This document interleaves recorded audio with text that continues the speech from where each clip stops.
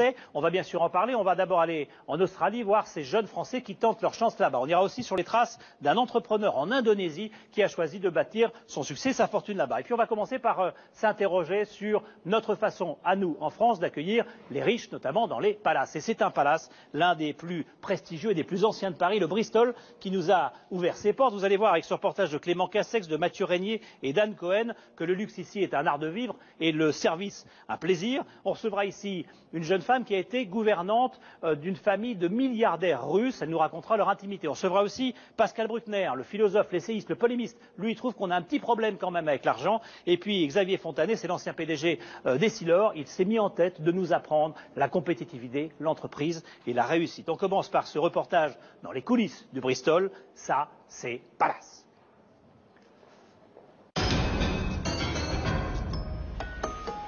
Tête haute, tablier impeccable, Philippe, c'est l'élégance faite fleuriste, même à 7 h du matin.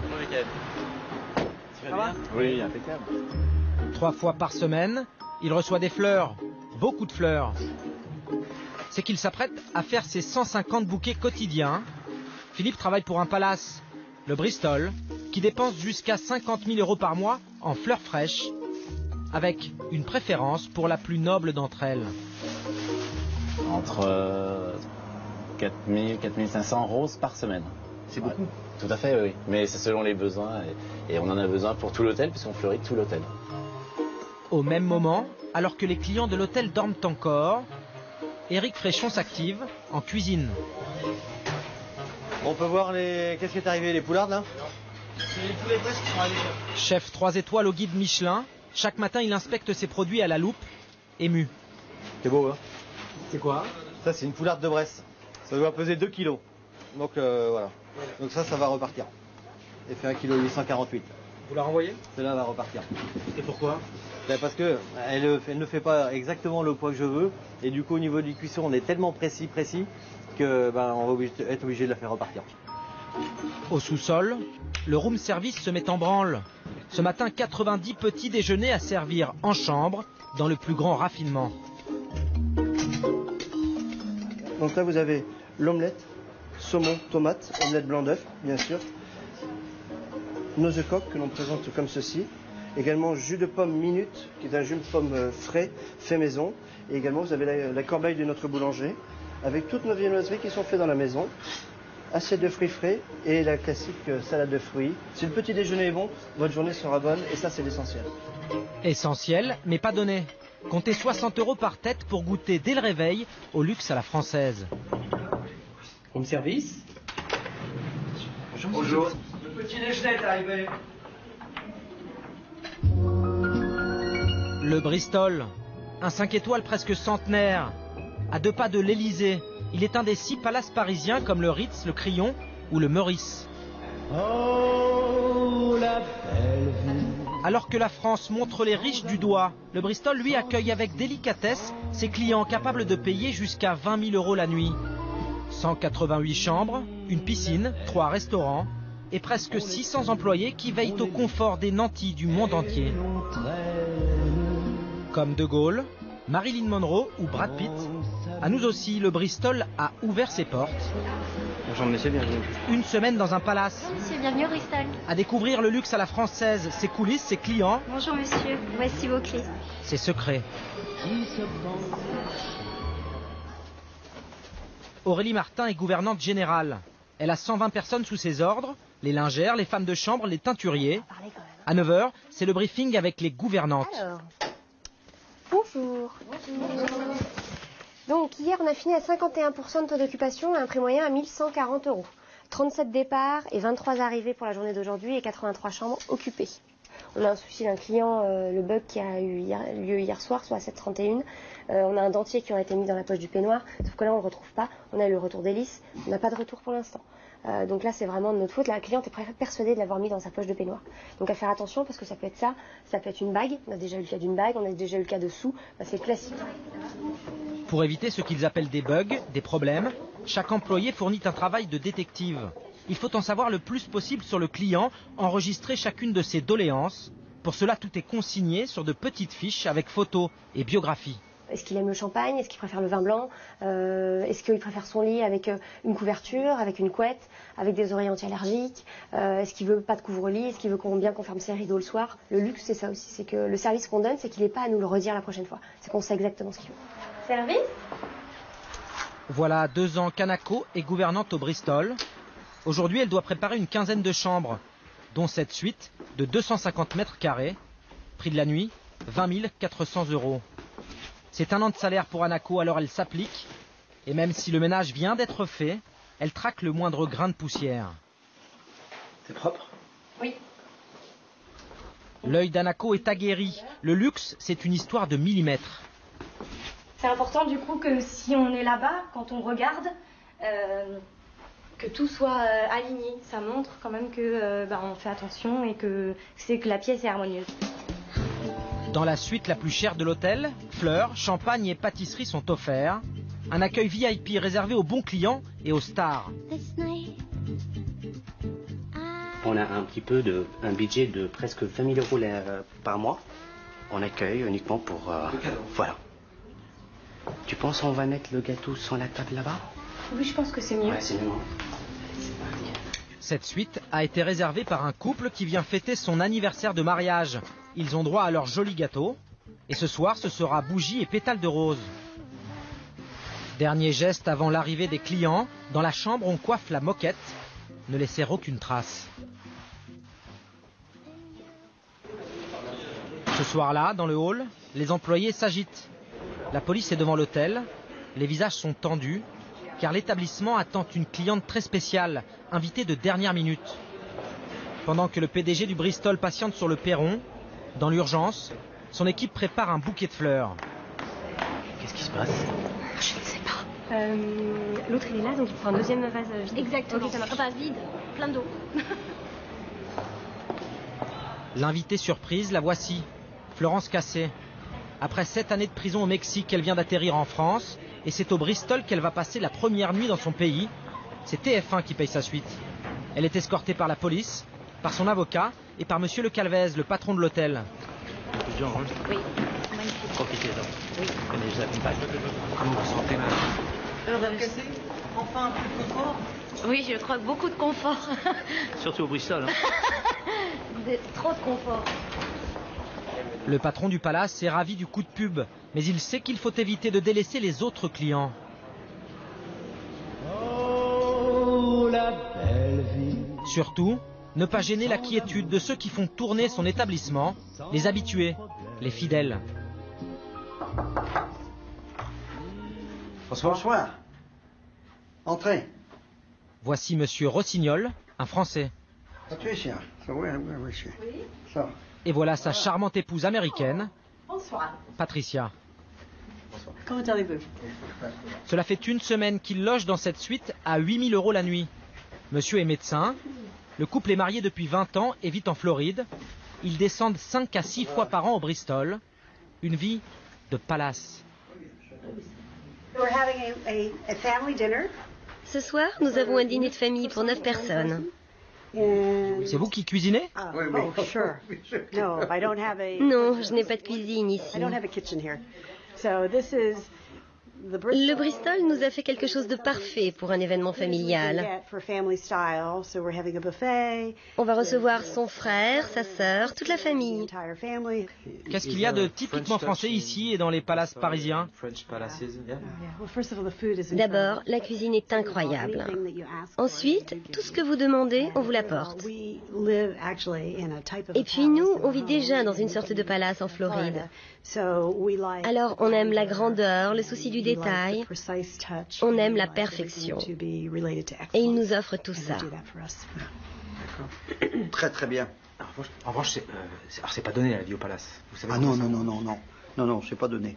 Non, c'est pas donné, mais ce qu'il faut comprendre, c'est que par rapport à avoir un appartement, c'est un choix. Au lieu d'avoir un appartement, un pied à terre, on va à l'hôtel, puis c'est fini.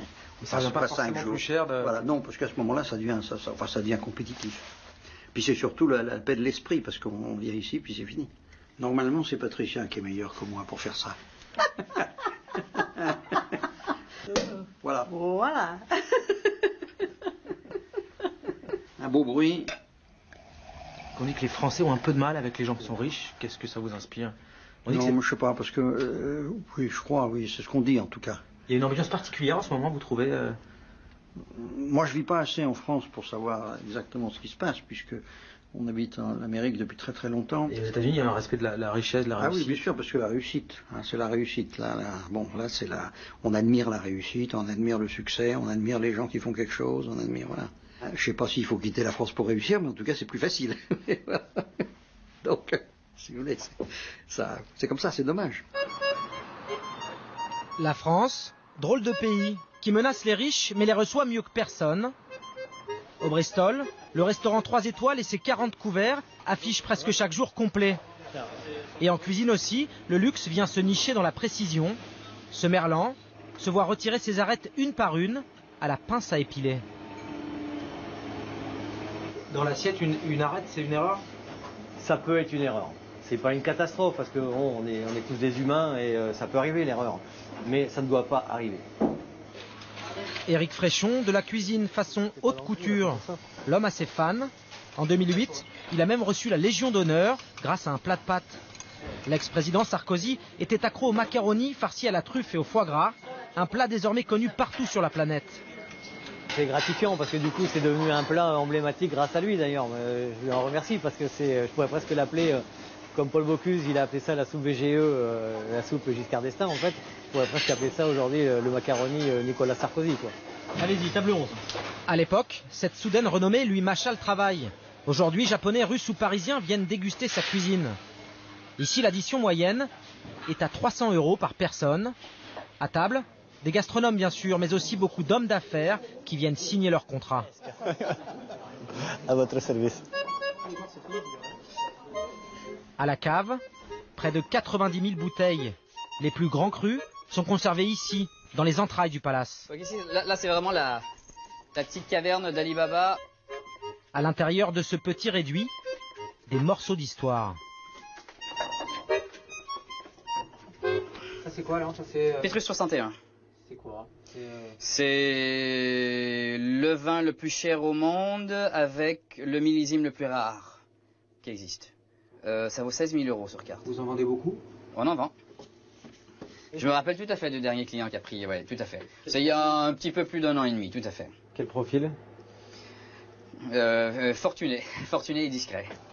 Des clients fortunés et discrets que connaît bien Jean-Marie Burlet, directeur de la relation clientèle.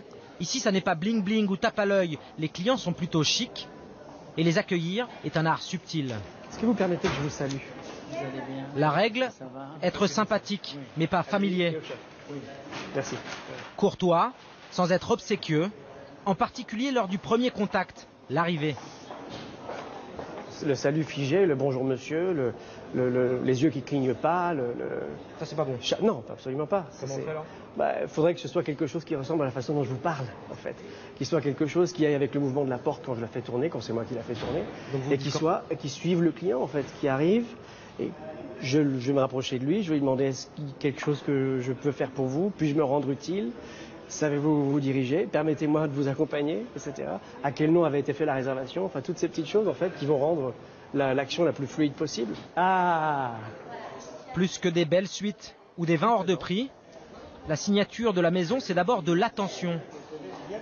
Ici, on n'hésite pas à partager un café avec les clients pour recueillir leurs plaintes ou leurs désirs. Un palace, ça doit être un cocon, une île loin des tracas. C'est vous mettre dans un environnement où il n'y a que ce qui vous fait du bien, uniquement. Tout ce qui est à l'extérieur, c'est comme une barrière d'anticorps. Ils peuvent rentrer, ils n'arriveront pas à pénétrer. Il y a une réelle barrière qui n'est pas visible, hein, évidemment, et qui sera faite de sourires, de gens à la porte. Apaiser ses clients et parfois les divertir. Samedi après-midi, partout des robes, des mannequins. Ce jour-là, le palace ouvre ses portes à une jeune créatrice libanaise pour un défilé de mode. Et tout ça, c'est un travail à la main. Chaque robe vaut quelques milliers d'euros. Tu t'arrêtes à peu près à ce niveau. Zeina, l'organisatrice, fait répéter les mannequins. Et à chaque fois Elle est ravie de défiler dans un palace, car c'est l'assurance d'un cadre prestigieux et surtout d'un public qui a les moyens. c'est une clientèle qui a un niveau de vie élevé, qui peuvent s'offrir des robes et qui ont surtout les occasions pour pouvoir porter ces robes-là. Bien assises autour d'un thé et de quelques douceurs, clientes de l'hôtel et invitées repèrent leurs futurs achats, qu'elles porteront plus tard partout dans le monde, mais pas en France, car l'Hexagone, dit-on, n'aime plus ses riches. Quand vous allez dans les palaces, c'est peut-être les seuls endroits où vous voyez un petit peu d'élégance, du raffinement, parce que les gens osent. Et c'est souvent des gens de passage. Si vous allez à Londres, vous allez voir de très belles voitures avec des chauffeurs, des femmes avec des fourrures et des beaux bijoux, de belles tenues. On voit plus tellement ça en France. Ou bien c'est dans des cercles très fermés. Parce que les gens... ce n'est pas une belle image de montrer qu'on a de l'argent. Enfin, de vivre normalement. Et c'est vrai que quand on entend toutes ces personnalités qui sont en train de quitter la France, moi je trouve ça vraiment triste. Des Français aisés quittent ce pays qui ne les aime pas assez. Ils reviendront, en vacances peut-être, au Bristol en tout cas. Ils sont les bienvenus.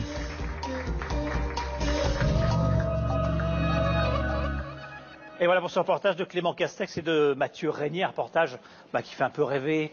Dans ce palace avec vous, Marie Fressac. Alors on est bien sûr dans le hall du Bristol. Il y a 5 palaces à Paris qui ont l'appellation palace. Il y a l'hôtel Hyatt, le Meurice, le Plaza et le Georges V. Et c'est tout nouveau et c'est très rare d'avoir ce degré d'excellence là. Et ici c'est un lieu, on l'a vu rapidement dans le sujet, c'est aussi un lieu de pouvoir parce qu'on est à 150 mètres, 200 mètres de l'Élysée. Vous, et vous le racontez dans un livre, vous êtes journaliste aujourd'hui, mais vous avez été gouvernant, je ne sais pas s'il faut dire ça comme ça, d'une famille de milliardaires russes, qu'on appelle ces oligarques, ces nouveaux riches russes qui sont enrichis à la chute de l'Union soviétique. Vous, ce qui est incroyable, c'est que ce boulot-là de gouvernante que vous allez exercer pendant un an et demi, vous le trouvez par la NPE. Exactement. La NPE, vous répondez à une petite annonce et vous vous retrouvez à vivre la vie de milliardaire avec des oligarques. Alors qu'est-ce qui vous a surpris le plus quand vous êtes arrivé dans cette vie-là ? En fait, ma première rencontre, c'était dans un palace, ma première rencontre avec eux, quand j'ai fait un entretien d'embauche, on va dire. Et ce qui m'a surpris, c'est que moi, je m'attendais à des gens un petit peu hautains, peut-être limite odieux parce qu'ils étaient riches. C'est un peu l'image qu'on a des riches en France et de la haute bourgeoisie fortunée ici. Et eux, en fait, tout de suite, ils étaient assez ouverts, sympathiques, et ils sont arrivés en tenue décontractée, en jogging. Et vous dites presque attentionnés à votre égard. Ah oui, très attentif, attentionné. Quand vous arrivez dans un palace comme celui-là avec votre couple et leurs enfants, vous avez 2 enfants, c'est ça ? Oui, 2 enfants. Et donc vous êtes l'une des gouvernantes, mais vous êtes toute une suite avec eux. C'est ça, en fait. Il y a, pour les vacances, il y a une gouvernante qui reste avec eux, avec chaque enfant, plus l'assistante personnelle qui vient en général. Et dans ce genre de palace, ils peuvent rester 1 mois, 1 mois et demi. Dans des suites, on sera tout à l'heure en suite à 17 000 € par nuit. Je crois qu'on peut négocier après, mais bon, donc ils vivent ça. Et vous dites, quand vous vous déplacez, c'est en jet privé. Évidemment. Et prendre l'avion, même en business, c'était inenvisageable. Ah non, c'est pas possible. Je veux dire, si la petite fille ne voulait pas, de toute façon, n'envisageait même pas de partir en business, puisqu'elle n'aurait pas eu son hôtesse de l'air. Le petit garçon, il n'aurait pas pu aller dans la cabine du commandant pour piloter avec lui. Enfin, je veux dire, c'est... Et vous dites, quand elle fête ses 8 ans, cette petite Lisa, vous dites il faut une salle de banquet, un chef étoilé, un staff d'animateurs, des spectacles, des feux d'artifice, 35 enfants, 40 adultes. Ouais, c'est ça, un magicien, une chanteuse. L'idée là-bas, c'est ils sont fiers de leur réussite. C'est bien d'avoir de l'argent et c'est bien de le montrer. Donc on a des signes extérieurs de richesse très visibles. Donc il n'y a pas de honte. Il n'y a pas de honte à ça, non, pas du tout. Au contraire, il faut le montrer. On a de l'argent, il faut le montrer. Bon. Et vous dites, bon, c'est ça pour l'anniversaire, mais c'est ça pour d'autres choses. Qu'est-ce qui vous a encore surpris comme ça dans leur train de vie et dans leur relation à l'argent? Est-ce qu'ils sont au bout du compte heureux de ça? Oui, ils se sentent heureux, ils ont l'impression de vivre, ils vivent dans un monde clos en fait. Et moi, j'avais plus l'impression d'être dans une prison dorée. Et je les enviais pas du tout. On trouve tout dans un palace, on trouve même un chat. C'est la mascotte de cet hôtel. En fait, je les enviais pas du tout parce que pour moi, ils étaient enfermés avec la peur je sais pas, la peur des enlèvements. Ils étaient toujours avec des gardes du corps, donc pas de vie privée vraiment. Votre regard sur les riches, sur la richesse, sur la réussite, est-ce qu'il a changé à travers cette expérience-là? Je partais avec un a priori de française. Bon, les riches, j'aime pas trop ça, on va dire. Et en fait, moi, je suis tombée dans une famille vraiment très sympathique, très généreuse. Donc, c'est vrai que ça a changé un petit peu ma vision des gens riches. Après tout, c'est une situation et on ne peut pas vraiment changer cette situation. Alors, on va enchaîner justement avec, parce qu'on parle de réussite dans cette émission, on va se poser la question de savoir si, pour réussir, il faut partir. C'est ce que vous avez fait d'ailleurs, vous êtes parti comme ça à l'aventure. C'était pas pour réussir. C'était pas pour réussir, c'était pour vivre quelque chose. Voilà. Mais ça vous a enrichi, si je puis dire, au moins intellectuellement. Voilà. Mais enfin, même en termes de salaire, vous étiez pas mal loti. Hein. C'était 5 000 euros. 5 000 euros par mois, net, j'ai jamais. Et en liquide. Net, non pas en liquide, mais net, oui.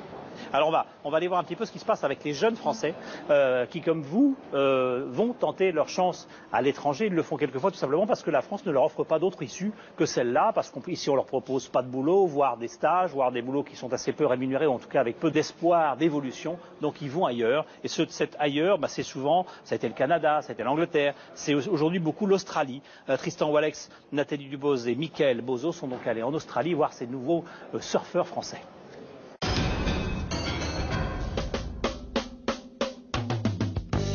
De l'autre côté du globe, les premiers rayons du soleil sur Sydney. Alors que la France s'assoupit, Thomas, 23 ans, se réveille déjà, au pas de course. C'est tous les matins. Tous les matins, 45 minutes. Tu sais pourquoi tu te lèves, tu vas faire ton sport. Et tu finis ton sport, t'as la pêche. Tu vas au boulot, c'est une autre manière de vivre. Au même moment, à Bondi Beach, la plus célèbre plage de la ville, c'est au milieu des vagues que Léo vient, comme tous ses collègues de bureau, faire son footing matinal sur l'océan. Disons que venant de Nancy, c'est pas le sport national. Ce Lorrain d'origine s'adapte comme il peut, car une journée de travail à l'australienne, c'est avant tout une juste question d'équilibre. Ça réveille. On a vraiment pris un bon bol d'air, un bon bol d'eau fraîche avant d'aller bosser. Là, ça met les idées en place. Plus au sud, dans la baie de Melbourne, avec son kitesurf et sa marinière, Juliette, elle, a tout l'air d'une touriste française en quête de sensations. C'est génial comme sport, ça permet de se dépasser, d'apprendre autre chose. Vous êtes venu pour le sport? Je suis pas du tout venue pour le sport, je suis venue pour chercher un travail en Australie. Juliette, Thomas, Léo, ils sont partis en Australie pas seulement pour son soleil et ses plages, mais pour son plein emploi. L'Océanie, un îlot de croissance qui accueille désormais 20 000 Français chaque année, 3 fois plus qu'il y a 5 ans. Un Eldorado où déferlent des jeunes prêts à tout pour réussir. Des diplômés contraints à l'exil, dans un paradis de l'emploi, où certains, pour rester, sont obligés de devenir clandestins. Enquête sur cette nouvelle génération de Français qui découvre l'émigration économique, ses espoirs et ses désillusions.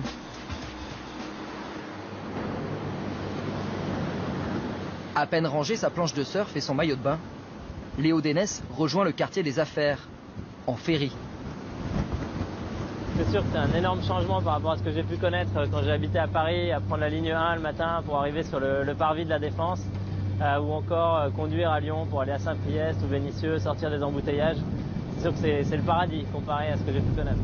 Lorsqu'il a débarqué à Sydney en 2007, Léo comptait n'y rester que 2 ans. Il n'est jamais reparti.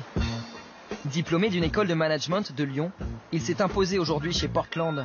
Dans cette société australienne de finance, il dirige une équipe d'une dizaine d'investisseurs, alors que ses camarades de promo, restés au pays, piétinent dans leur carrière.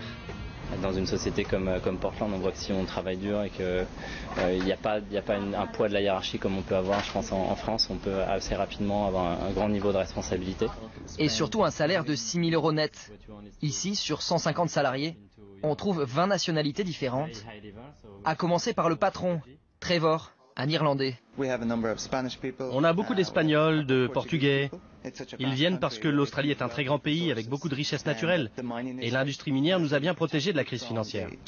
Ça fait un moment que je passe pour un extraterrestre quand je rentre en France, un peu, parce que c'est vrai qu'ici les gens sont beaucoup plus optimistes, plus abordables. Si on rajoute à ça évidemment un fond de un peu crise économique, bon ça fait depuis que je suis né que j'entends parler de la crise économique en France, mais notre esprit critique un petit peu a toujours tout dénigré, alors qu'ici voilà, tout est toujours positif. Son rêve australien, Léo a donc voulu le partager. Après le travail, il rejoint les locaux d'Australiance, une start-up qu'il a créée pour aider les diplômés qui veulent, comme lui, s'expatrier définitivement.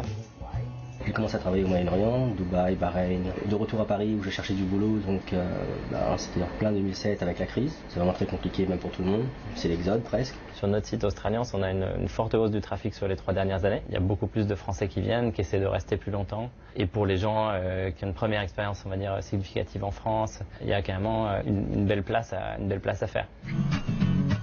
Trouver la place que son pays n'a pas su lui offrir, c'est ce qui a décidé Juliette Froger à parcourir 17 000 km il y a 6 mois. Faute de travail en France, elle vit aujourd'hui à Melbourne.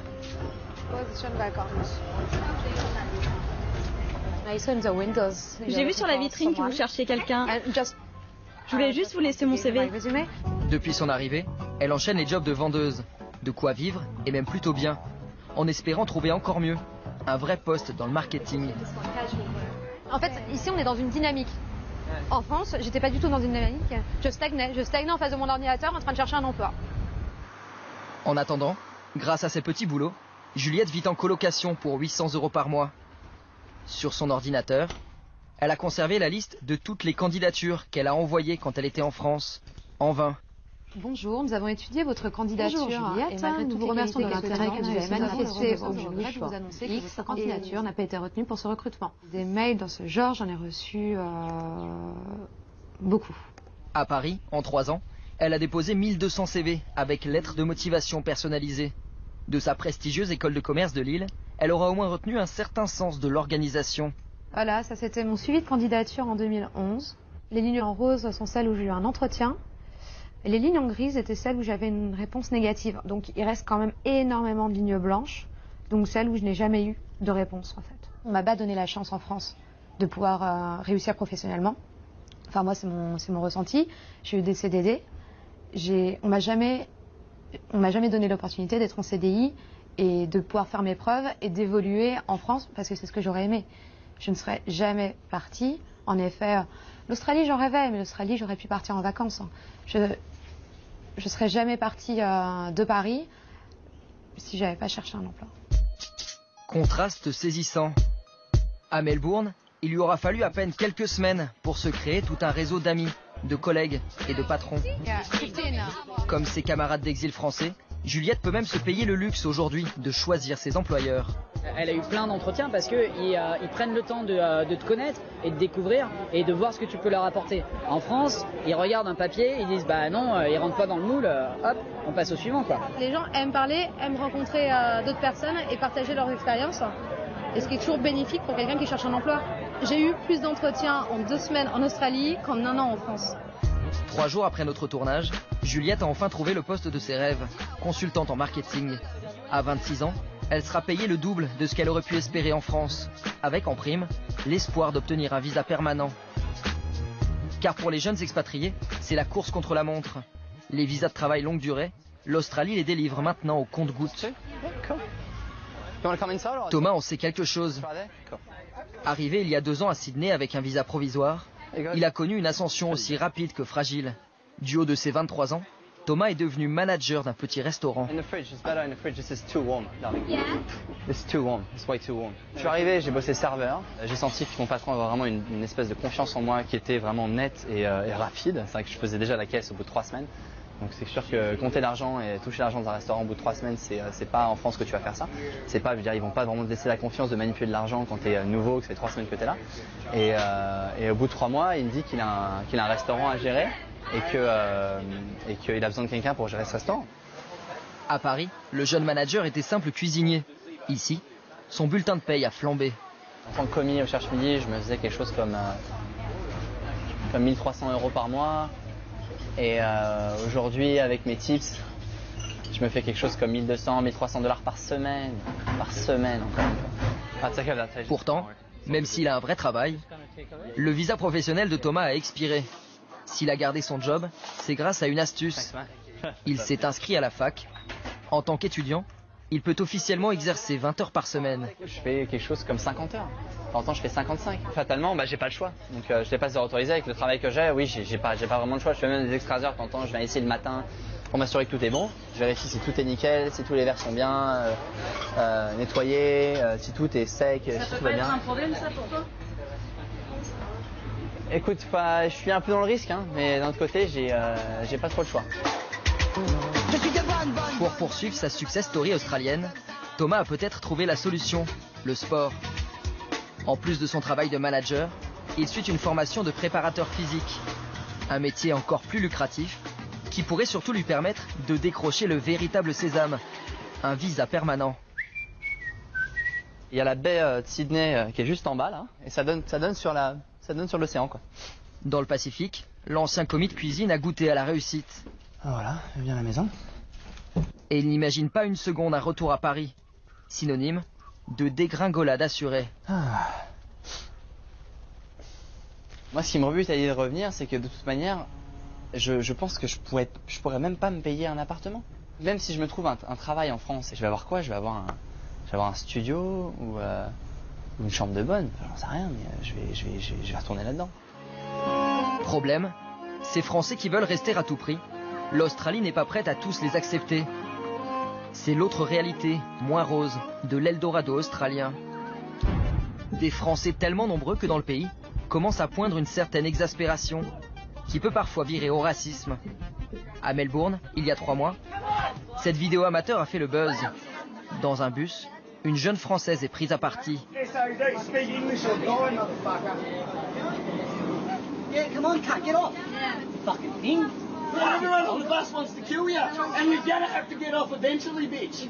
Incident isolé ou révélateur? Depuis peu est apparue en Australie une expression peu glorieuse. Le French shopping, pour désigner le vol à l'étalage. Des Français de plus en plus perçus comme des réfugiés économiques. Certains n'hésitent d'ailleurs plus à devenir clandestins pour rester sur place. Quelque part dans le nord du pays, voici Masha, jeune diplômée de 25 ans. Vous ne verrez pas son visage, car avec son visa de touriste, Masha n'a pas le droit de travailler. Elle risque l'expulsion et 5 ans d'interdiction du territoire. Je suis une travailleuse clandestine. Je fais du repassage, du ménage, de la cuisine. Je fais du jardinage, je nettoie les voitures. Là, on fait du carrelage. Pour le compte de riches familles australiennes, Masha est domestique en attendant mieux. Après 2 années d'expatriation, elle n'a pas réussi à prolonger son visa de travail. Je fais un peu la boniche, c'est un peu fais ci, fais ça, nettoie les toilettes. Quand elle parle de moi à ses amis, je lui fais ah bah attendez, il y a ma femme de ménage qui... Ça doit être dur quand même parfois, non Oui, c'est dur. Qu'est-ce qui est dur? Bah, c'est le fait d'être ici, dans un métier qui ne nous plaît pas forcément. Pardon. Je sais que je vaux mieux que ça. Ne pas être reconnu à sa propre valeur, c'est pas tout le monde qui pourrait gérer cette situation à long terme. Ah, yeah. Avec son compagnon italien, lui aussi travailleur illégal, Masha touche tout de même 15 $ de l'heure en liquide. Thank you. Ça reste bien mieux qu'à Lyon, où après sa licence de graphisme, elle enchaînait CDD au SMIC et rendez-vous chez Pôle emploi. Bah, la situation en France, c'est un peu déprimant quand même. Il n'y a pas d'opportunité. J'attends rien du tout de la France. Et ici, bah, je travaille au black, mais au moins, je vais pas pointer tous les mois au chômage pour toucher mes 500 €. En Australie, le couple gagne environ 5 000 $, 4 000 € par mois. Pour nous prouver que même clandestine, sa vie n'est pas si difficile, Masha tient à nous faire visiter sa maison. Alors là, c'est notre sous-sol. Ça, c'est notre bateau. Notre équipement de pêche, équipement de plongée. On s'est acheté une tente, du matériel de camping. On s'est acheté des vélos. On s'achète ce qu'on a envie de s'acheter, on se l'achète. En tant que clandestin, on peut se faire plus plaisir que quelqu'un qui travaille légalement en France. Et on peut mettre de l'argent de côté en même temps. Fin d'après-midi, retour à Sydney. Il est 18 h. Comme tous les jours, les barbecues publics de Bondi Beach sont pris d'assaut. Ce jour-là, les amis de Léo, notre businessman nancéen, se sont donné rendez-vous. Pour ceux qui ont la chance d'avoir un visa, c'est aussi ça l'Australie. À Paris, on rentre chez soi à 21h, 21h30. Ici, je mens pas, tous les jours à 18h, je suis partie. On gagne plus et on travaille moins. Ouais, mais c'est vrai. On gagne plus, on travaille moins. Mais c'est ahurissant, c'est moche à dire. Pas vraiment à plaindre, ces jeunes ont pourtant quelques regrets. Un peu d'amertume envers la France, ce pays qui n'a pas su les retenir. Personnellement, ça m'attriste. J'espère un jour pouvoir changer des choses. Aujourd'hui, encore une fois, je ne vois pas comment je peux contribuer autrement que d'aider des Français à acquérir de l'expérience ici et ne pas rester à se morfondre chez eux parce qu'ils ne trouvent pas de travail. En attendant des jours meilleurs en France, à 33 ans, Léo vient de prendre une décision de taille, symbolique. Il a choisi d'acquérir la nationalité australienne. Voilà pour ce reportage de Tristan Walex et de Nathalie Dubose. Et on est bien sûr toujours ici dans le bar du Bristol avec vous, Xavier Fontanier. Vous êtes l'ancien PDG d'Essilor jusqu'à l'an dernier. Essilor, ce sont les verres de lunettes. Tout le monde le connaît, numéro 1 mondial, superbe réussite. Et vous êtes encore aujourd'hui dans des conseils d'administration, que ce soit chez L'Oréal, chez Schneider, etc. Vous avez créé une fondation, je le disais en démarrant l'émission, pour nous expliquer l'économie. Et vous avez écrit ce livre qui fait un tabac, qui s'appelle « Si on faisait confiance aux entrepreneurs ». Donc vous allez nous dire pourquoi vous trouvez qu'on ne vous fait pas assez confiance et qu'on ne vous comprend pas. Un mot sur ce lieu. Quand vous avez su qu'on tournait ici, ça vous a mis en pétard. Vous trouvez, mais qu'est-ce que j'ai à foutre au Bristol? Alors d'abord, merci beaucoup de m'inviter, c'est très sympa. Mais ensuite, bon, je suis un peu perdu parce que j'ai jamais passé ma vie dans des endroits comme ça. Je trouvez que ça donne une mauvaise image des patrons que vous invitez ici. Une mauvaise image parce que les gens vont se dire, il est dans un endroit magnifique et tous les patrons avec des gros cigares dans les grands restaurants. Moi, j'ai passé ma vie, si vous voulez, dans des restaurants chinois, japonais, indiens. J'ai même pris des tas de microbes à force de manger toutes les nourritures, ce qui fait que je suis obligé de me refaire les dents. Ça vous serait pas arrivé ici? Eh ben, bien sûr que non. Parce que, donc, pour vous dire, les patrons, on est des grands voyageurs et on s'est tous retrouvés dans les avions entre la Corée, le Japon et Shanghai. Voilà. Bon, arrêtons de vous regarder comme des privilégiés qui gagnent beaucoup d'argent et qui ne pensent qu'à l'argent qu'ils vont gagner. Alors, un mot sur ces jeunes qu'on vient de voir. Oui, alors ça, quand même. C'est quoi? C'est du gâchis, c'est une chance, c'est quoi? Un gâchis abominable parce que, si vous voulez, je pense que des expériences comme celle d'Essilor, mais beaucoup d'autres, L'Oréal ou Schneider, ça montre que les Français, on est capable de conquérir le monde. Et quand on fait confiance aux Français, on fait des merveilles. Et les Français réussissent très très très bien à l'étranger. Les voir partir comme ça, parce qu'ici, ils n'ont pas trouvé un environnement dans lequel travailler et se défoncer, ils n'ont pas trouvé, et on leur a pas fait confiance. On leur propose des stages, des salaires minables, on leur propose pas d'ouverture, pas de perspective. C'est la surface des choses, si vous voulez, parce que le paradoxe, c'est comment expliquez-vous qu'une affaire comme Essilor explose dans le monde entier, et c'est beaucoup plus difficile en France. C'est parce que le terreau français, si vous voulez, est pas sain. Un petit peu, c'est comme, vous voyez, il y a une graine et un terreau. Une entreprise, c'est la graine, le pays, c'est le terreau. Vous mettez une petite graine d'entreprise française dans tous les pays du monde, ça fait des tas de petits leaders mondiaux, puis vous les mettez ici, c'est à la peine. Parce que le terreau français est mauvais. En gros, la sphère publique a mis la main sur la société, puisqu'il n'y a que des députés fonctionnaires et au Parlement, il n'y a pas un seul entrepreneur. Et donc, on met les impôts et ils ne comprennent même pas que la France est en concurrence. Alors, le terreau français, je vais le donner en chiffres. Est très mauvais. Je vais le donner en chiffres. Ce terreau français que vous dénoncez, ce terreau français, vous dites la moyenne des prélèvements obligatoires en France. Question de fiscalité, c'est en Europe, c'est 40,1%. Et en France, c'est 45,9% du PIB. 46,3% annoncé pour 2013. On est à la 3e place derrière le Danemark et la Belgique. Et l'effort fiscal cette année est assez incroyable. C'est près de 16 milliards d'euros. Vous vous dites, c'est trop. On ponctionne trop d'impôts aux entreprises et l'entreprise ne peut plus entreprendre. Évidemment. Ce que vous dites. Ben, écoutez, la fiscalité, vous avez vu, on a la plus grosse fiscalité du monde maintenant. L'impôt sur bénéfice, c'est 35%, 36%, alors qu'en moyenne c'est 20%. Le dividende, c'est 45, 50, alors qu'en moyenne c'est 20%. Les plus-values, 60%, alors qu'en moyenne c'est 20%. On est le seul à avoir l'ISF.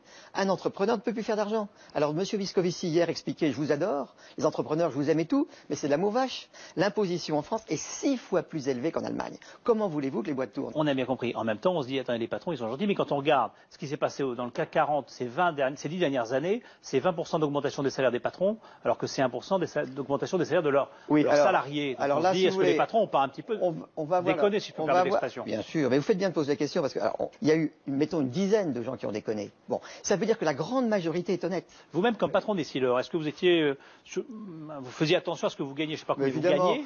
Je devais avoir des fixes de l'ordre de 5 à 600 000, et puis quand ça marchait bien, je pouvais doubler. Bon. Mais le vrai sujet, si vous voulez, c'est pas ce qu'on gagne. Alors d'abord, tout ça, c'était taxé déjà à 50%. Donc vous le divisez déjà par 2,5 déjà. Bon. Mais le problème, c'est pas ce qu'on gagne, c'est ce qu'on en fait. J'ai remis tout mon fric dans Essilor. J'ai tout remis dedans. Et c'est le problème de la richesse, si vous voulez. La richesse, quand quelqu'un a un gros revenu, il vit comme il vit. Vous voyez, je suis pas un mec qui, vous voyez, j'ai des chaussures, ils ont 15 ans. Bon, quand on remet tout dans l'entreprise, vous avez mis un petit peu d'argent de côté quand même. Oui, mais je l'ai remis dans Essilor. Il n'est pas de côté, il est à risque. Et je donne du boulot à des Français. Vous restez entrepreneur, vous n'êtes pas un rentier. Absolument. Quand Johnny Hallyday est un mot qu'il faut bannir. Johnny Hallyday dit là, dans ses confessions du jour, il dit aux États-Unis, quand vous avez une belle voiture, on trouve ça formidable, les gens vous sourient. En France, on vous traite de voleur. C'est ça le problème qu'on a? Effectivement, le Français a un côté jaloux. Et le Français, il préfère être complètement ruiné dans l'égalité qu'en bon état avec des gens plus riches. Vous voyez ce que je veux dire? Il supporte pas que son voisin gagne plus que lui. Il préfère se trouver avec 50, tout le monde égal, qu'être lui à 200 avec un patron qui sera à 2000. Voilà. On va en parler avec Pascal Bruckner dans un instant. C'est tout le défaut du français, que j'aime bien puisque je reste français. Hein. Bon, vous partez pour faire la pédagogie, vous partez pas à l'étranger. Merci de m'aider. Vous partez pas vous réfugier en Suisse, en Belgique, non, j'ai ou ailleurs. J'ai vécu tellement bien mon truc à Essilor, tellement heureux, on a construit une boîte tellement fantastique. Je vais expliquer la mondialisation, c'est heureux. Merci Xavier Fontanet, merci beaucoup. Donc on ira voir Pascal Bruckner, enfin il nous viendra nous voir tout à l'heure, justement pour nous parler de ce rapport qu'on a à la richesse et à la réussite. On va aller voir un petit peu ce qui se passe du côté de l'Indonésie. Et là aussi, on va aller voir un entrepreneur. Il s'appelle Mark Steinmeier, il a été cadre haut dirigeant pendant longtemps chez Accor et il s'est mis à son compte et il a lancé sa propre chaîne d'hôtels. Vous allez voir, c'est une espèce de furia, il n'arrête jamais, il travaille tout le temps. C'est un reportage de Jean-Carl Lambert, de Raphaël Durosel et de Frédéric Prigent. 30 degrés en toute saison, des plages de rêve, un chapelet d'îles niché entre le Pacifique et l'océan Indien, le paradis pour des millions de voyageurs. Mais Mark Steinmeier n'est pas là pour faire du tourisme. Cet homme pressé passe son temps dans les aéroports avec une obsession. No delay, ok, on time. Ne pas perdre de temps, arriver pile au bon moment.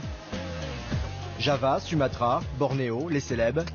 Il y a 15 ans, ce Marseillais a posé ses valises dans ce pays grand comme un continent. Voilà un peu l'Indonésie, donc vous voyez, ça part de la Papouasie qui est à l'Australie. C'est immense, c'est de Paris, de Londres jusqu'à l'Oural. Hein. Et ce qui est magnifique, c'est tout l'Est indonésien. Okay. Là, c'est vraiment, je vous recommande d'y aller pour le tourisme. Le businessman a tout misé sur le tourisme et il a eu du flair. Il est aujourd'hui numéro 2 de l'hôtellerie en Indonésie, chiffre d'affaires l'an dernier, 6 millions de dollars. Ce matin, le Français est à Bali pour inspecter son tout dernier établissement, le Pop Hotel Kuta Beach, 223 chambres, qui a ouvert fin 2012. La visite commence par le parking. Nouvelle voiture, new car. Son partenaire balinais vient de faire bénir le minibus de l'hôtel. C'est la cérémonie du métal. Le fer, l'acier. Comme on utilise cet objet en métal pour le travail, on doit prier. C'est la tradition balinaise. Ah oui, ça porte chance. Voiture vert pomme sur le parking. À la réception, perruque orange et bleue. Ambiance acidulée et prix serré.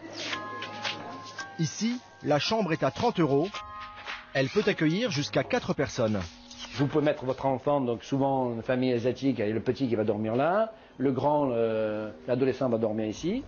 Avec ses établissements flashy, le Français révolutionne l'hôtellerie en Asie. Il vise la nouvelle classe moyenne du pays, en faisant simple, pas cher, efficace. On a fait celui-ci pratiquement en 10 mois. 10 mois. Dès qu'on a les permis, hein, le plan fait, en 10 mois c'est fait. Bien organisé, bien huilé, tac, tac, tac, tac. À 13 000 km de Paris, un hôtel après l'autre, il est en train de construire un petit empire. Son groupe possède déjà 4 chaînes et gère près de 90 hôtels. Il emploie 2700 personnes. Dans 2 ans, ce sera le double. Mark Steinmeier a misé, avant tous les autres, sur l'Indonésie. Ce pays qui lui ressemble, un pays qui va très vite et qui vénère la réussite.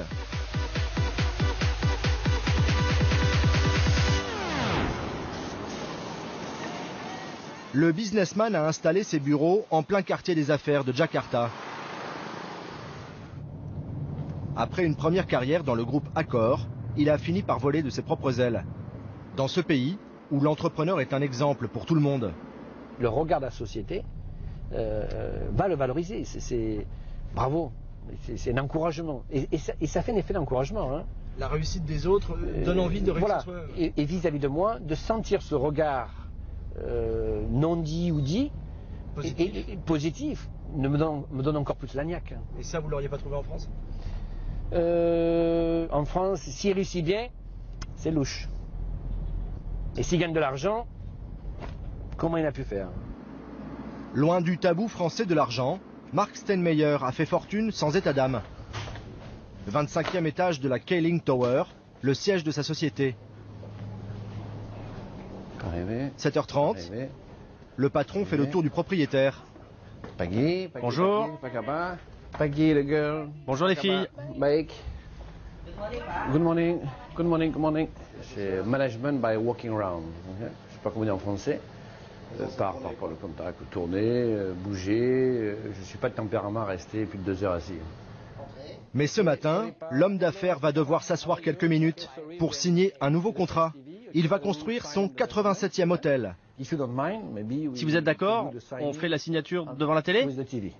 Ce sera un bon présage pour le projet. L'hôtel Harris de San Marinda ouvrira ses portes dans 18 mois. Comme 9 fois sur 10, le partenaire financier est un riche Indonésien d'origine chinoise. Et Mark Steinmeier n'est pas peu fier de conclure avec des Chinois.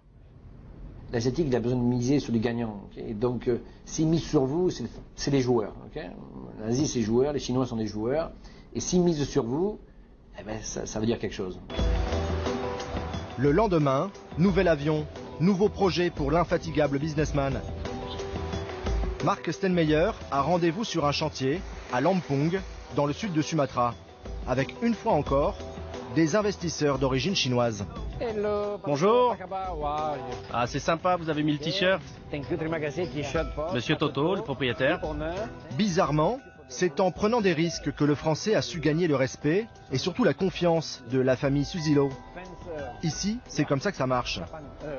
Ce couple qui a fait fortune dans le transport de marchandises vient d'investir 5 millions de dollars dans ce premier hôtel. Et ce n'est qu'un début. Votre premier hôtel n'est pas encore fini et vous pensez déjà au deuxième, c'est ça? Oui.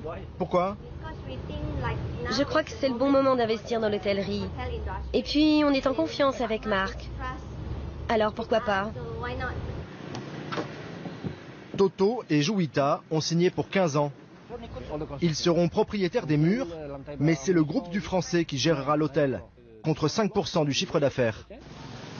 Question business, entre l'ex-cadre du groupe Accor et ces Chinois d'Indonésie, on parle le même langage.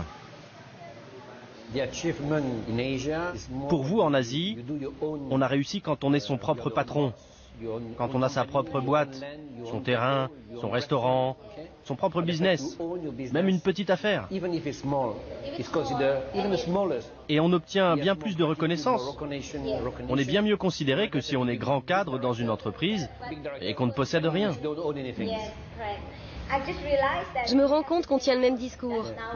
Si je ne l'avais pas devant moi, si je lui parlais au téléphone, je crois que je ne saurais pas qu'il est français. Je le prendrais pour un Chinois. Mark Steinmeier a tout compris de la mentalité chinoise. Mais en bon français, il reste très discret sur le montant de sa propre fortune. Il préfère parler de la richesse qu'il crée pour les autres. J'ai 2500 employés dont je suis responsable. Ça fait des familles, ça fait des gens qui vont à l'école, ça fait des familles qui se sont agrandies, des carrières qui vont grandir. Pour moi, c'est créer les 2 motivations qui m'ont fait de créer ma boîte. J'avais une envie, une passion, un désir de créer des concepts et des produits. Et la deuxième, créer de l'emploi.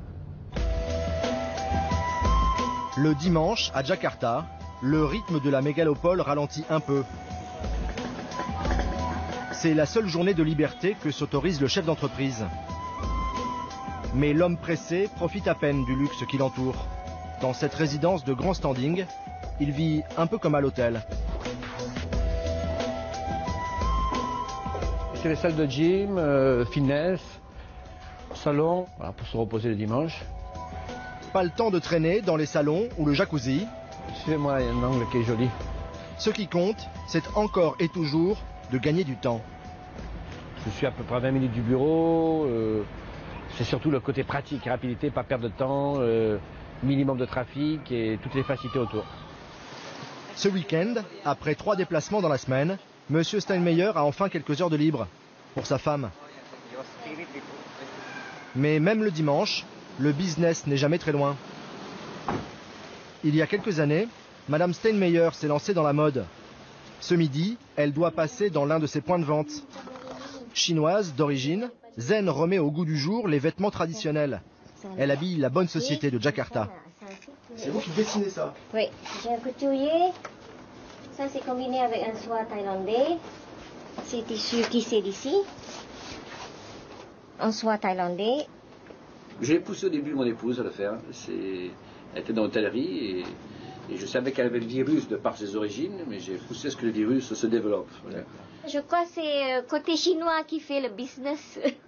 Il faut toujours réussir. Et en plus, pour moi, je crois qu'il faut se réaliser soi-même. On ne peut pas être dans l'ombre du mari, n'est-ce pas? Il faut être reconnu par notre propre indépendance. La petite affaire de madame tourne bien, déjà 10 employés.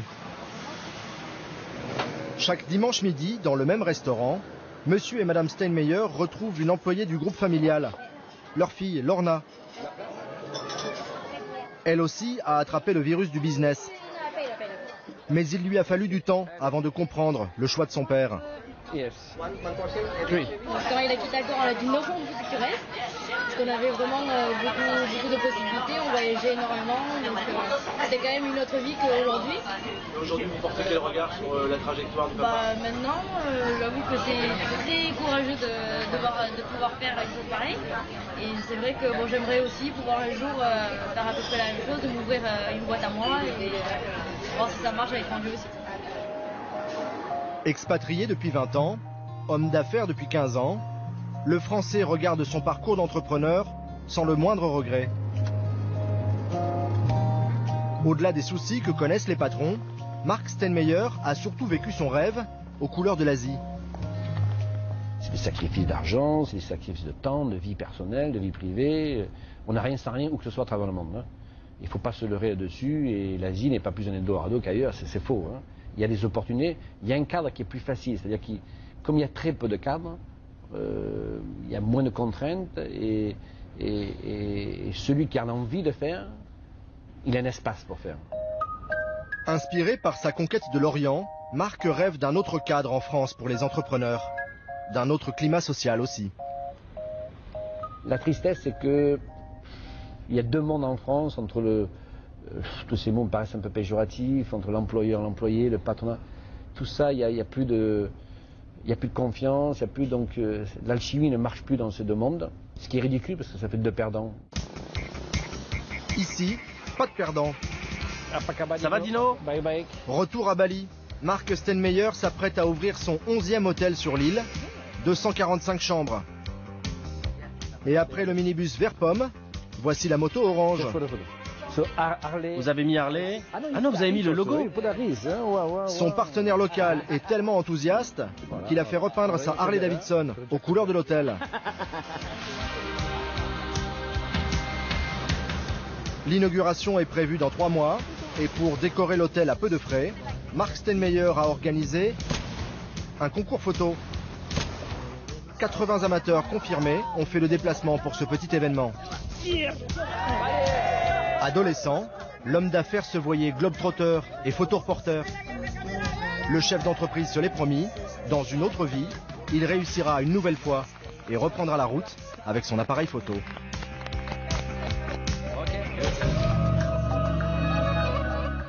Reportage de Jean-Carl Lambert et de Raphaël Durosel. Et on est ici avec vous, Pascal Bruckner, dans une suite, la plus grande suite d'ailleurs, de cet hôtel Bristol. Ici, c'est 320 mètres carrés. Si ça vous chante, c'est 17 000 € par jour. C'est un prix honnête. D'accord. Ouais. Vous avez, enfin, vous connaissez comme philosophe, comme romancier. Et votre dernier roman s'appelle La Maison des Anges. Et on est d'ailleurs dans un autre univers, puisque là, on est vers l'extrême pauvreté et vers l'aversion d'un homme pour tout ce qui est souillure et saleté et pauvreté. Mais on en parlera. Un mot quand même sur un sondage qui est sorti en octobre dernier sur d'IFOP sur la perception qu'on a de la richesse en France. Il faut savoir que pour 76% des Français, c'est bien de gagner de l'argent, et pour 78% des Français, eh bien, c'est mal perçu d'être riche. Contradiction apparente. Qu'est-ce que ça veut dire ça? Est-ce que ça veut dire qu'on aime bien gagner de l'argent, mais on ne veut pas que ça se sache? C'est ça les Français? Oui, c'est la vieille mentalité catholique, le vieux fond religieux français. Et c'est notre schizophrénie à nous. Nous aimons l'argent et tous ses bénéfices, tout ce qu'il apporte d'aisance dans la vie, mais nous ne voulons pas le montrer. Quand j'étais jeune, je vivais en province, dans un collège de jésuites, les riches se cachaient, c'est-à-dire qu'ils vivaient à l'abri de leurs grandes propriétés, ils allaient à la messe en 2 chevaux, dans les petites voitures, habillés modestement. Ah, ça allait jusque-là, oui. À ne pas montrer qu'on avait de l'argent. Il ne fallait pas montrer qu'on avait de l'argent, rester entre soi, parce qu'il ne fallait pas éveiller l'envie. Et nous savons tous que le vrai problème avec l'argent, c'est la jalousie qu'il suscite chez ceux qui n'en ont pas ou chez ceux qui en ont moins. Donc vous dites la faute à l'Église, mais enfin il y a l'Église catholique, il n'y a pas qu'en France, il y a aussi la Révolution chez nous. Oui, mais là, la Révolution, on a coupé des têtes, on a coupé des puissants, on a coupé des privilégiés. On a coupé la tête des privilégiés, mais la Révolution fut chrétienne dans ses fondements, c'est-à-dire qu'elle s'est faite au nom de l'égalité. L'égalité, c'est le grand message du christianisme, tous les hommes sont nés égaux devant Dieu. Par conséquent, si je suis l'égal de mon voisin, comment se fait-il qu'il ait des privilèges que je n'ai pas? Comment se fait-il qu'il gagne plus que moi? Comment se fait-il qu'il ait une épouse ou un mari plus beau que mon époux ou mon épouse ou mon mari? Comment se fait-il donc qu'il ait réussi là où moi j'ai le sentiment de piétiner? Et donc la conséquence de la révolution démocratique, c'est une phrase de Stendhal qui explique que la révolution a engendré la haine, l'envie et l'impuissance. C'est pour ça qu'aujourd'hui, par exemple, on supporte assez mal l'exil de ceux qui partent pour des raisons fiscales, comme hier, on ne supportait pas les exilés pendant le monarchiste ou. Oui, alors il y a deux choses. On peut effectivement juger que les expatriés fiscaux ne payent pas leurs dettes à la société qui les a éduqués, leur a donné tous les moyens de réussir. Donc sur ce plan-là, on peut avoir effectivement une approche réprobatrice. Mais en même temps, dans l'Europe des 27 et dans le monde d'aujourd'hui, c'est aussi à un pays de savoir garder ses riches, c'est-à-dire que on a besoin d'eux, car malgré tout ils investissent, ils offrent de l'emploi. Donc les montrer du doigt, les criminaliser, me paraît maladroit. Dans l'affaire, par exemple. La phrase d'Hollande sur « j'aime pas les riches », c'est pas mal. Alors, oui, cette phrase est effectivement tout à fait étonnante, puisque lui-même a finalement un revenu très confortable. Mais c'est d'emblée criminaliser ou pointer du doigt une partie de la société qui n'est pas simplement des profiteurs ou des suceurs de sang, mais qui aussi donne du travail aux autres. Vous savez, pour comprendre la mentalité française vis-à-vis de l'argent, il faut se souvenir de cette phrase de Balzac. Derrière chaque grande fortune, il y a un grand crime. Alors c'était peut-être vrai à l'époque de l'Ancien Régime, où les fermiers généraux suçaient le sang du peuple, mais un entrepreneur n'a pas le sentiment, quand il prend des risques, de sucer le sang du peuple et d'appauvrir l'ensemble de la nation. Il y a aujourd'hui un phénomène très inquiétant en France, c'est une sorte de névrose d'échec, contagion d'échec, quand chaque jour au journal télévisé on vous annonce des mises à pied, des fermetures d'usines, il y a une sorte d'ambiance dépressive qui s'installe dans la France d'aujourd'hui, et qui a un double résultat. D'une part, il y a une morosité générale qui s'installe, et d'autre part, la jeunesse. Les jeunes diplômés, et ça c'est beaucoup plus grave même que l'expatriation fiscale, décident de partir. Que ce soit les jeunes des banlieues, qui partent aux États-Unis ou ailleurs parce qu'ils ne subissent pas les mêmes discriminations qu'en France, ou que ce soit les jeunes diplômés, ils se disent ce pays ne m'offre plus d'avenir, par conséquent je vais tenter ma chance en Angleterre, au Brésil, en Inde, en Chine, en Australie, en Indonésie, mais ici, l'avenir est bouché. Et dans votre livre, qui s'appelle La Maison des Anges, chez Grasset, donc je disais c'est un autre abîme qu'on explore, c'est celui de l'extrême pauvreté, des SDF. Et est-ce que, à la limite, ce sont les deux versants de la même pièce? Il y a d'un côté la déchéance totale dans la pauvreté, de l'autre côté cette espèce d'aversion qu'on a pour la richesse. Est-ce que c'est la même chose en fait? Oui, c'est-à-dire qu'on peut être fasciné par les deux trajets. Pour les gagnants, ceux qui ont réussi et qui suscitent, qu'on le veuille ou non, une certaine sympathie, même si elle est matinée d'envie, et puis pour les perdants absolus, les clochards dont je parle dans ce roman, qui sont effectivement, qui incarnent l'abîme du gouffre. Mais c'est vrai que dans la France d'aujourd'hui, la terreur qui gagne toutes les classes moyennes, c'est le déclassement social. Et c'est pour ça que nous regardons les clochards comme un destin possible que nous faisons tout pour éviter. Comment est-ce qu'on se réconcilie avec la richesse? Vous écrivez dans votre livre, vous savez quel est le problème des riches? Ils sont sympathiques, leur fortune donne envie de les aimer, on se sent mieux en leur compagnie. Ça c'est quoi? C'est effectivement un souhait, c'est un constat, c'est un pronostic, c'est quoi? C'est un constat, mais comment est-ce qu'on se réconcilie, en tout cas avec l'esprit d'entreprise et avec l'optimisme? Parce qu'au fond, c'est de ça dont nous souffrons. Nous souffrons d'un pessimisme profond quant à nos capacités. C'est ce déclinisme qui est tellement frappant quand on rentre en France, on a l'impression qu'on est dans un pays de 65 millions de dépressifs. Bon, merci beaucoup. Merci d'être venu nous parler de ce déclinisme dépressif qui nous frapperait, nous les Français, dans ce pays qu'on aime pourtant autant. Merci beaucoup. Merci.